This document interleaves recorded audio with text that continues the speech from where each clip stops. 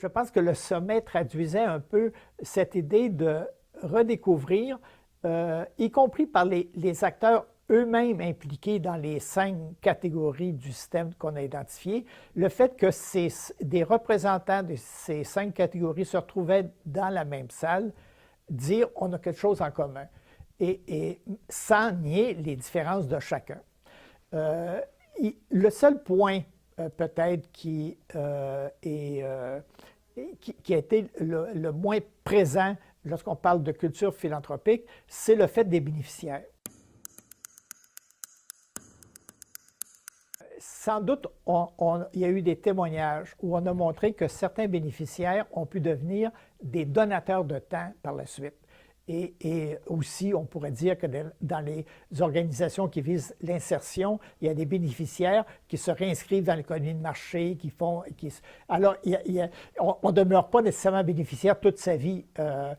Et donc, mais cet élément-là a été moins présent dans la culture philanthropique. Et le fait de revenir tous les acteurs et de voir qu'il en manque un, c'est quand même, je ne dirais pas c'est pas c'est peut-être un choc dans une certaine mesure, mais c'est un choc aussi si on se dit que pour avoir une stratégie efficace dans le monde philanthropique, il faut cesser de penser que le bénéficiaire est quelqu'un qui est passif. Si on veut que le don soit utile, il faut être capable de rendre le bénéficiaire actif. On parle d'empowerment, il y a diverses façons. Et donc, si on l'ignore, bien, c'est certain qu'on considère qu'il est passif.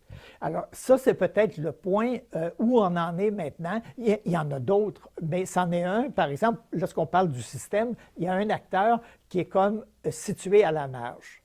Alors, là, il y a un travail. Il faut dire que cet acteur-là, il est souvent actif dans certains organismes de bienfaisance, y compris dans des organismes communautaires où on a le lien direct avec les bénéficiaires. Et là, progressivement, il y a un rapport bilatéral ou plus équilibré. Mais lorsqu'on réfléchit dans l'ensemble, il faut bien avoir en tête que c'est souvent dans le don, c'est ce qu'on vise, c'est d'atteindre le bénéficiaire.